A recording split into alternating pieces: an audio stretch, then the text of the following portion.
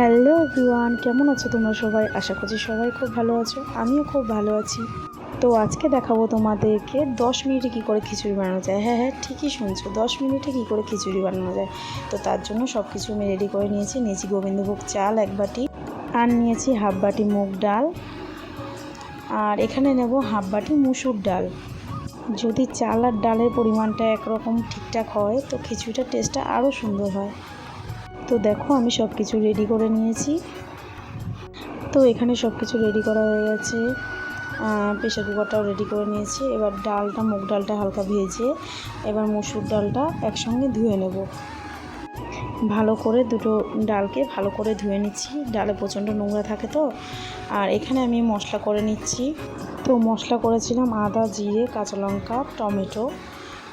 এটা ভালো করে মশলা করার পরে আলুগুলো লাল লাল করে ভেজে নিলাম। তারপরে এবার উঠানোর পরে আলুগুলো এবার কুমড়োগুলো ভালো করে ভেজে নিচ্ছি নুন আর হলুদ দিয়ে। ভালো করে লাল লাল করে ভেজে এবার তুলে নিলাম কুমড়োগুলো। তো আমাদের আলু কুমড়ো ভাজা হয়ে গেল। এবার বসিয়ে দিলাম প্রেশার কুকার। এবার দিয়ে দিলাম সামান্য ঘি, তারপর দিলাম তেজপাতা, তারপরে দিলাম একটু সামান্য জিরে, তারপরে একটু পাঁচফোড়ন দিয়েছি কারণ আমার পাঁচফোড়নের ফ্লেভারটা ভালো লাগে। তারপরে 2 রকমের ডাল যেটা ধুয়েছিলাম সেটা ভালো করে এখানে একটু ভেজে নিচ্ছি, আর একটু হালকা করে ভেজে নিলাম। তারপর একটু নুন দিয়ে দিলাম, তারপরে দিয়ে দিলাম গোবিন্দভোগ চালটা। তারপরে ভালো করে নাড়াচাড়া করে নিতে হবে। তারপরে একটু হলুদ দিয়ে ভালো করে নাড়াচাড়া করে নিলাম।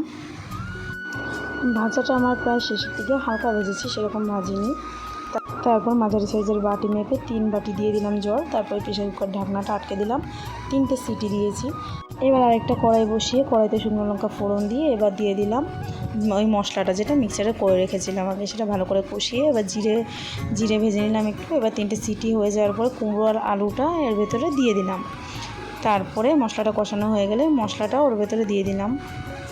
তো যেহেতু এটা আমি প্রেশার কুকারে করছি তো আমার জলে একটু এদিক ওদিক হয়েছিল বলে আমি একটু পরে গরম জলও অ্যাড করে দিয়েছিলাম। তারপরে মশলাটা ভালো করে মিশিয়ে নিলাম। তারপর দিয়ে দিলাম একটু ঘি আর জিরে ভাজা, আর একটু দিয়েছিলাম চিনি। এটা চিনিটা আমি আমার রান্নায় পছন্দ করি, তাই জন্য তোমরা দিতেও পারো, নাও দিতে পারো। তারপর একটু নাড়াচাড়া করে ফুটিয়ে নিয়ে রেডি হয়ে গেল আমাদের আজকে শর্টকাট খিচুড়ি 10 মিনিটে। কেমন লাগলো জানিও।